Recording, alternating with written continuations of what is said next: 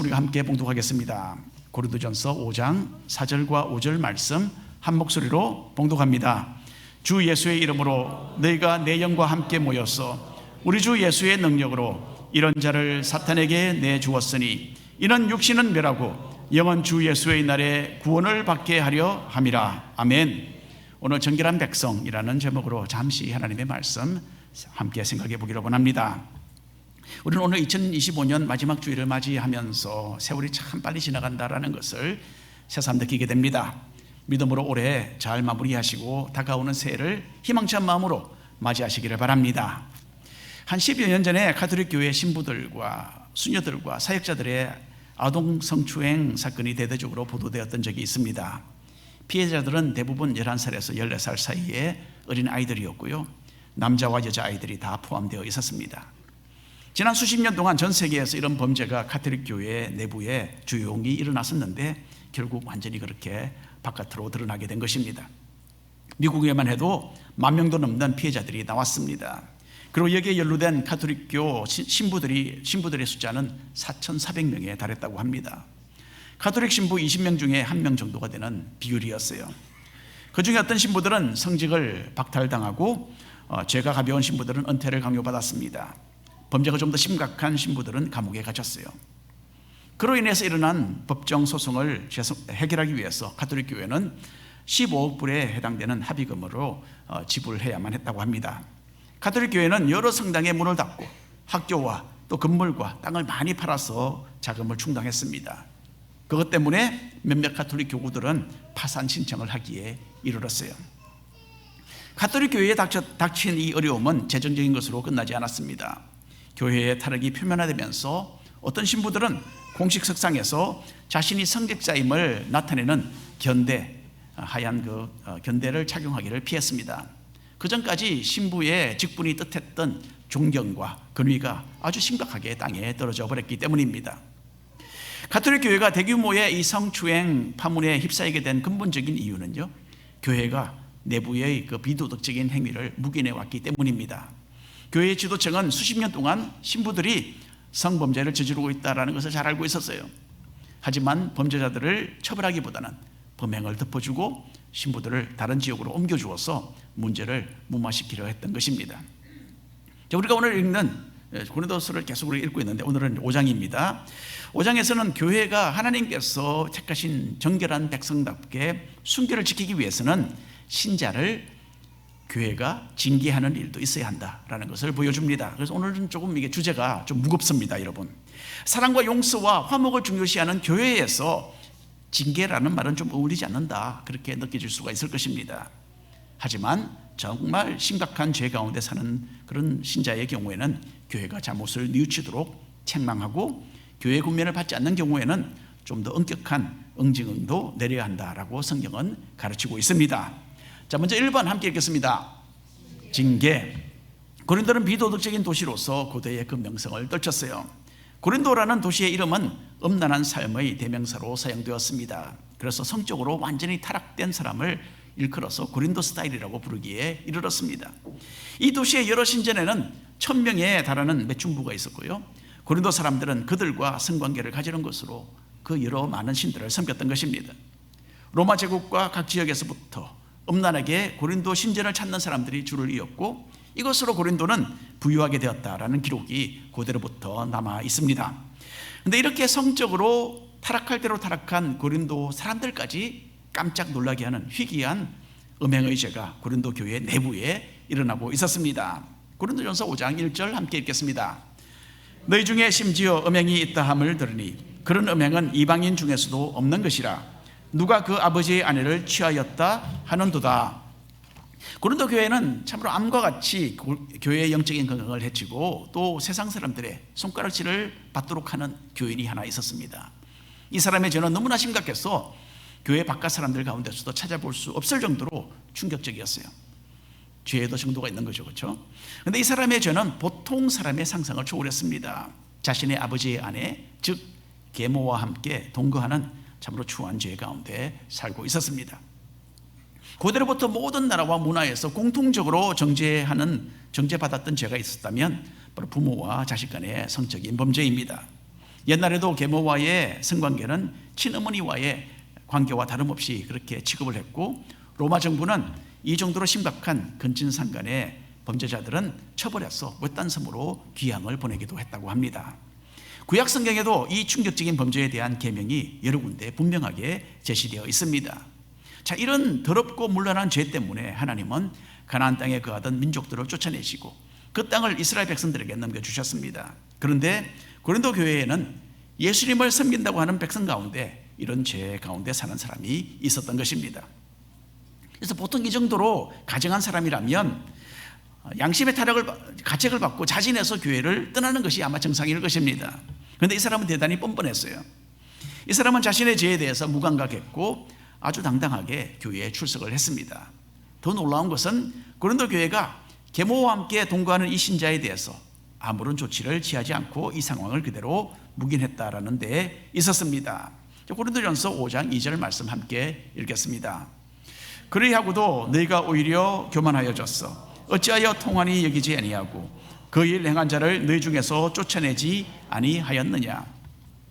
사도 바울은 고린도 교회가 이 사람을 징계하지 않은 것은 교만이다라고 말을 하고 있습니다. 고린도 사람들은 어떻게 했습니까? 자신들은 아주 지혜롭고 신앙이 탁월하다라고 의시되고 있었습니다. 그런데 이 사람들이 바로 하나님의 말씀을 저버렸고 죄와 결탁한 사람을 허용하는 참으로 어처구니 없는 모습을 보여주게 된 것입니다. 요즘에도 교만해져서 성경에서 명백하게 죄로 정한 것을 아니라고 하는 교회들이 있습니다. 동성 간의 성적인 관계를 인정할 뿐만 아니라 그런 삶을 사는 사람을 안수해서 목사로 세우는 그런 교회와 교단들이 생겨나고 있습니다. 이 사람들은 자기들은 정말 성숙해서 정말 주의 깊게 성경 말씀을 연구하는 가운데 이런 일은 더 이상은 죄가 아니다라는 것을 알게 되었다, 그렇게 이야기를 합니다.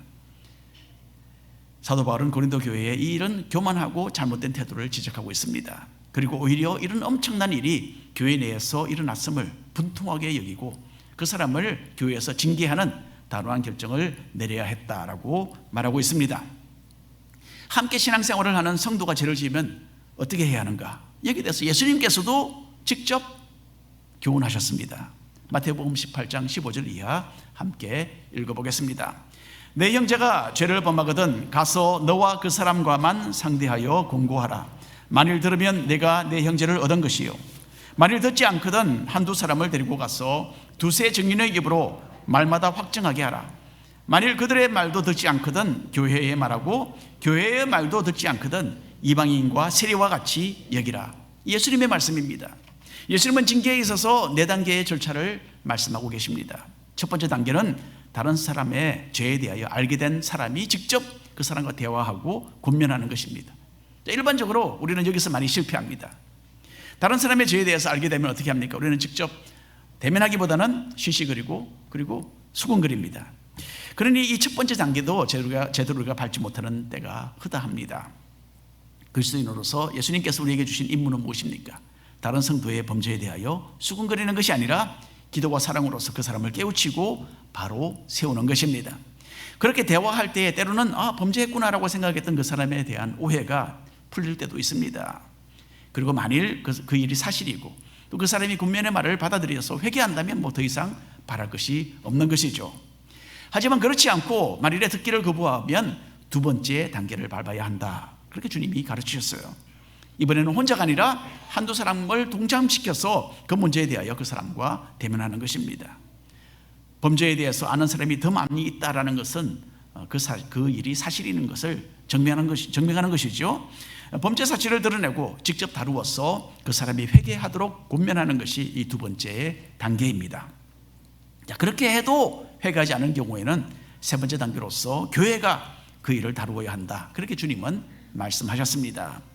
교회는 주님으로부터 공식적으로 권고하고 회개를 요구할 권위를 그러니까 여기서 부여받은 것입니다. 어떤 미국 교회는 이렇게 주일 예배 시간에 그 교회에서 간음죄에서 돌이키지 않는 한 사람에 대하여 공개적으로 막 권면을 했다고 합니다. 그렇게도 할 수 있는가 봅니다. 자, 교회의 공식적인 이 권고도 듣지 않는 경우에는 네 번째 단계가 남아 있습니다. 이방인과 세리와 같이 여기라. 예수님이 말씀하셨어요. 이 말은 그 사람을 교회에서 제외시키고 상종도 하지 말라라는 뜻입니다. 예수님처럼 죄인을 사랑하시는 분이 이렇게 가르치셨다라는 것에 아마 놀라실 분들도 계실 것 같습니다. 사랑과 용서와 화목을 위해서 노력하는 것은요, 죄를 범한 사람을 바로잡는 것도 또한 포함합니다. 또 다른 사람을 판단하지 말라라고 하신 예수님께서도 여기 보니까 범죄한 사람을 위해서 이렇게 징계의 4단계 절차에 대하여 가르치셨습니다. 우리가 이것을 기억해야 합니다. 그렇다고 모든 사소한 잘못까지도 다 이렇게 엄격하게 다루라는 그런 말씀은 아닙니다. 그렇게 한다면 교회는 정말 살벌하고 아무도 견디지 못하는 그런 장소가 되고 말 것입니다. 왜냐하면 우리 모두가 어느 정도는 다 불완전합니다. 그래서 크고 작은 잘못을 범하게 되기 때문입니다. 성경 말씀에 사랑은 허다한 죄를 덮는다라고 합니다. 그래서 크고 작은 우리가 이와 같이 허다한 죄를 덮는 것처럼 우리가 인내하고 다른 사람을 권면하고 기다려주는 또 그런 형제 사랑을 실천하기도 해야 합니다. 하지만 심각한 범죄에 대하여는 확실한 징계가 있어야 한다는 것이 바로 주님의 교훈의 골자입니다. 고린도전서 5장 4절 5절 다시 한번 읽겠습니다. 주 예수의 이름으로 너희가 내 영과 함께 모였어 우리 주 예수의 능력으로 이런 자를 사탄에게 내주었으니 이는 육신은 멸하고 영은 주 예수의 날에 구원을 받게 하려 함이라. 사도 바울은 예수님의 권위로 계모와 함께 동거하는 그 사람을 사탄에게 내어주어야 한다라고 말하고 있습니다. 이 말은 이미 바울이 말한 대로 교회에서 쫓아내는 것을 뜻합니다. 회개하지 않는 사람을 이방인이나 세리와 같이 여기라라는 주님의 교훈과 일치하는 말씀이죠.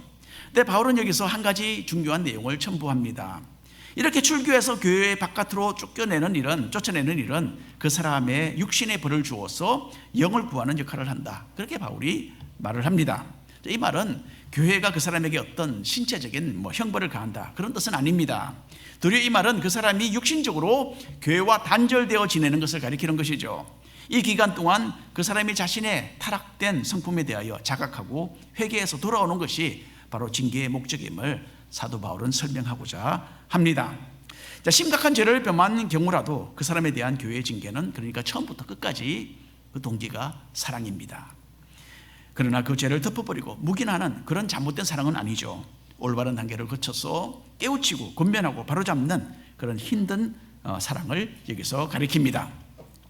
회개하지 않아서 마지막 단계로서 교회가 그 사람을 출교해야 되는 그런 경우도 있을 수 있습니다. 하지만 이 4번째 징계의 단계도 역시 그 동기는 어디까지나 그 사람이 회개하고 돌아오기를 바라는 그런 사랑이 되어야 할 것입니다. 2번 함께 읽겠습니다. 죄를 잘라내라.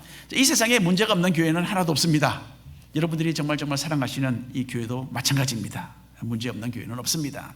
교회는 모두 한결같이 죄인들이 모이는 장소이기 때문입니다.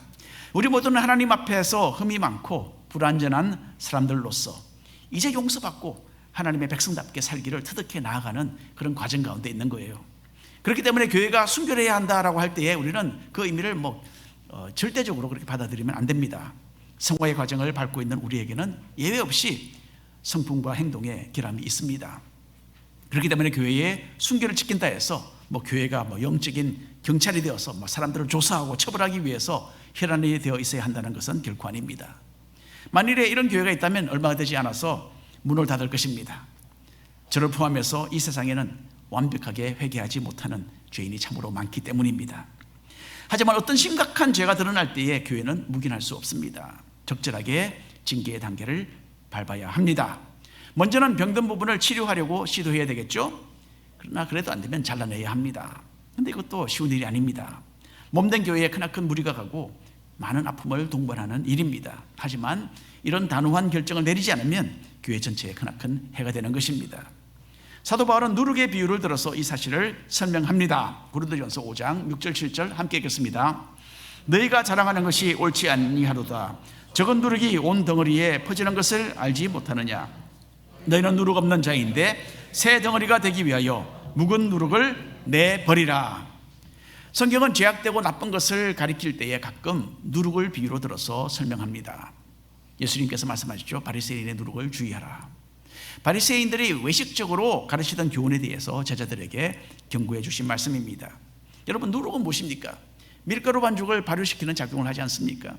밀가루 반죽에서 그 안에 누룩을 조금 넣어두면 그 작은 누룩이 크나큰 영향력을 발휘합니다. 얼마 되지 않아서 누룩은 밀가루 반죽에 퍼져서 그 전체를 부풀게 만드는 거죠. 이렇게 반죽을 발효시키는 그 영향 때문에 누룩은 영적인 부패를 가리키는 것으로 자주 성경에 언급되고 있습니다. 사도 바울은 고린도 교회가 누룩이 없는 새로운 반죽 덩어리로 남아 있어야 한다라고 말을 합니다. 하나님 앞에서 순결을 유지해야 하는 교회에는 누룩과 같은 죄가 침범하는 것을 허용해서는 안 되는 것입니다. 회개하지 않는 사람을 출교하는 것, 누룩을 제거하는 것과 같아서 교회를 순결하게 지켜나갑니다. 이어서 사도 바울은 누룩에 관계된 구약시대의 절기 하나를 여기서 언급하고 있습니다. 고린도전서 5장 7절 8절입니다. 너희는 누룩 없는 자인데 새 덩어리가 되기 위하여 묵은 누룩을 내버리라. 우리의 유월절 양 곧 그리스도께서 희생되셨느니라. 이러므로 우리가 명절을 지키되 묵은 누룩으로도 말고 악하고 악의에 찬 누룩으로도 말고 누룩이 없이 오직 순전함과 진실함의 떡으로 하자. 유월절입니다. 유월절은 이스라엘 백성이 모세의 지도하에 애굽의 종살이에서 해방되던 날을 기념하는 그런 절기였습니다. 애굽의 장자를 죽이는 마지막 재앙이 내려지던 그날 밤에 이스라엘 백성들은 1년 된 어린 양을 잡아서 그 피를 집에 문에 칠했습니다. 그 양의 고기는 불에 구워 먹었고요, 양고기와 함께 무교병이라는 발효시키지 않은 빵을 급히 구워서 함께 먹었습니다. 그렇게 대기하고 있다가 이스라엘 백성들은 그날 밤에 하나님의 크나큰 구원의 은혜로 애굽에서 해방을 받았습니다. 이 출애굽의 사건은 예수님께서 이루실 영적인 구원의 그림자였어요. 사도 바울은 예수님께서 유월절 어린 양처럼 십자가에 달려서 죽으셨다, 그렇게 말하고 있습니다. 그리고 예수님을 따르는 교회는 부패하게 하는 이 누룩이 없는 순결한 빵이 되어야 한다, 그렇게 말을 하고 있습니다. 어느 미국 교회에서 실제로 있었던 이야기라고 합니다. 이 교회의 어느 장로님은 가정을 버리고 다른 여자와 함께 동거하기 시작했습니다. 그리고 얼마 되지 않아서 본부인과는 이혼을 했어요. 그렇게 해서 4년이 흘렀습니다. 그동안 이 사람은 계속 그 교회의 장로 역할을 했습니다. 그 교회의 목사님도 그 사실을 묵인했어요.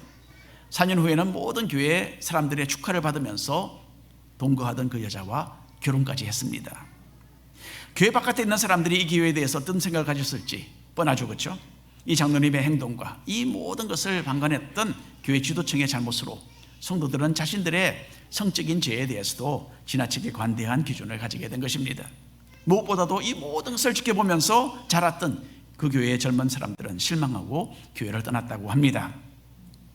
여러분, 이 교회는 도덕적인 기준을 잃어버렸고 성경 말씀의 근위가 땅에 떨어지도록 했습니다. 그 교회는 누룩을 제거하지 않았기 때문에 교회의 순결을 잃어버리는 그런 결과를 초래하고 말았습니다. 갈라디아서 6장 1절을 찾아서 읽어보겠습니다. 형제들아, 사람이 만일 무슨 범죄한 일이 드러나거든 신령한 너희는 온유한 심령으로 그러한 자를 바로잡고 너 자신을 살펴보아 너도 시험을 받을까 두려워하라. 자, 교회 안에서 형제나 자매가 어떤 심각한 죄의 길을 가는 것을 알게 되었을 때에 가장 쉬운 것은요, 그냥 내버려 두는 것입니다. 부딪힐 필요도 없고 괜히 말을 꺼냈다가 오히려 나에게 피해가 되고 골치 아픈 일이 생길 수 있겠다, 그런 생각을 우리는 하게 되는 겁니다. 하지만 죄를 묵인하는 이런 태도는 지극히 세상적인 관점에서 비롯됩니다. 한 사람이 영적인 파멸로 치닫고 있는 상황인데도 이기적으로 내 자신의 편리만을 생각하고 있기 때문입니다. 그러나 영적으로 성숙한 성도는 힘들지만 그 사람을 바로잡아 줍니다. 그 일에 대하여 온유한 마음으로 권면합니다. 온유하고 겸손한 사랑의 그 마음이 아니고서는 아무리 좋고 올바른 말이라 해도 상대방은 받아들이기 어렵기 때문입니다. 진정으로 영적으로 성숙한 사람은 이렇게 형제나 자매를 회복시켜서 주님께로 가까이 이끄는 아름다운 일을 합니다. 이렇게 해도 그 사람의 마음의 변화가 없을 때에는 온 교회가 개입이 되어야 되는 거죠. 그리고 단호한 결정을 내려야 합니다. 그렇지 않으면 하나님의 백성으로서 세상에서 순결을 유지해야 하는 교회가 타격을 입고 부패하게 되는 것입니다. 지금부터 약 한 350년 전에 프랑스에서 활약하던 룰리라는 유명한 작곡가가 있었습니다. 하루는 룰리가 오케스트라를 구성해서 음악을 지휘하고 있었어요. 근데 그 당시에는 지금처럼 손으로 이렇게 지휘하는 것이 아니고 묵직한 지팡이를 들고서 연습할 때는 바닥을 쿵쿵 치면 그 박자에 맞추어서 단원들이 음악을 연주했다고 합니다. 그런데 그 지휘 지팡이가 룰리가 그만 실수로 자기 발가락을 그 지팡이로 찧어버렸어요. 이 발가락이 다쳤습니다. 그런데 낫지 않고 계속 썩어 들어갑니다. 그 의사는 룰리에게 당신 저 발가락을 절단해야 됩니다 라고 말을 했어요. 룰리는 음악가이지만 또한 발레 무용가입니다. 여러 가지로 다재다능했던 사람이었어요. 그래서 자신의 발가락을 아꼈습니다. 이 발가락을 잘라버리면 이 댄스를 하는데 문제가 생기잖아요. 의사의 말을 듣지 않았습니다. 그런데 그 발가락이 썩으면서 다리와 몸 전체에 퍼지게 되었고 룰리는 2달 후에 죽고 말았습니다. 그 작은 발가락 하나를 아끼다가 병이 온 몸 전체에 퍼졌어 목숨을 잃었던 룰리의 이 어리석음은 교회가 작은 누룩을 어떤 마음으로 제거해서 순결을 지켜야 하는지를 잘 설명해 준다라고 할 수 있겠습니다. 자, 3번 함께 읽겠습니다. 심각한 죄. 이미 말씀드린 대로 고대 그리스와 로마에는 성적인 타락이 만연되어 있었습니다. 이런 타락된 교회 사회의 문화의 그 배경에서 살던 사람들이 예수님을 믿고 하나님의 백성이 되고 교회 생활을 시작했던 것이죠. 그렇기 때문에 사도 바울은 이방인 교인들에게 자주 이 음행의 죄에 대하여 경계하는 그런 내용으로 편지를 썼습니다. 그런데 고린도전서 5장에 와서는 이 외에 다른 죄에 대해서도 함께 경고를 합니다. 5장 11절 말씀을 함께 읽어보겠습니다. 이제 내가 너희에게 쓴 것은 만일 어떤 형제라 일컫는 자가 음행하거나 탐욕을 부리거나 우상숭배를 하거나 모욕하거나 술 취하거나 속여 빼앗거든 사귀지도 말고 그런 자와는 함께 먹지도 말라 함이라. 사도 바울은 믿는다고 하는 그렇게 스스로 주장하는 신자가 회개하지 않고 자신의 타락된 삶을 살기로 고집한다면 그 사람을 교회에서 제거해야 한다라고 여기서 다시 말합니다. 여기에 6가지 대표적인 죄의 종류들을 나열하고 있습니다. 제일 먼저 언급된 음행의 죄는 각종 성적인 죄악을 통틀어서 가리키는 단어입니다. 여기에는 동성애의 죄도 포함이 됩니다. 탐욕은 가진 것으로 만족할 줄 모르고 더 많이 거머쥐려고 하는 욕심이죠. 종교개혁자 마르틴 루터는 탐욕의 죄를 아주 대단히 심각하게 다루기도 했습니다. 마르틴 루터의 교회는 어떤 사람이 집 한 채를 샀다고 해요. 그런데 이 사람은 자기가 샀던 집을 무려 13배나 더 값을 올려서 비싸게 다시 내놓았다고 합니다. 루터는 그 사람에게 그 집에 대해서는 5배 정도 이유를 남기는 것이 타당하다라고 권면을 해주었어요. 근데 그 사람이 루터의 말을 듣지 않자 루터는 그리스도인으로서 이것은 너무 지나친 탐욕이다라고 지적하면서 당신을 출교시키겠다 그렇게 경고를 내렸다고 합니다. 탐욕도 지나치게 되면 문제가 됩니다. 이런 탐욕을 마음에 품고 지내는 것은 아닌지 한번 우리도 스스로 돌아봐야 할 것입니다. 우상숭배는 하나님이 아닌 다른 어떤 대상을 섬기고 신뢰하는 것이죠. 그리고 또 다른 심각한 죄의 한 예로서 사도 바울은 모욕하는 죄를 예로 듭니다. 이것은 하나님을 모욕하거나 또 하나님이 세운 지도자에게 반역하는 죄를 포함합니다. 구약시대에 모세를 대적했던 고라와 그 일행은 땅이 갈라져서 산채로 그 속에 빠져들어가는 두려운 심판을 받았습니다. 그리고 술에 만취되어 사는 것도 교회가 아주 심각하게 다루어야 할 죄로 여기에 제시되어 있습니다. 에베소서에서 사도 바울은 이렇게 해서 명령을 했죠. 함께 읽어보겠습니다. 술 취하지 말라. 이는 방탕한 것이니 오직 성령으로 충만함을 받으라. 술 취하는 것도 안 됩니다.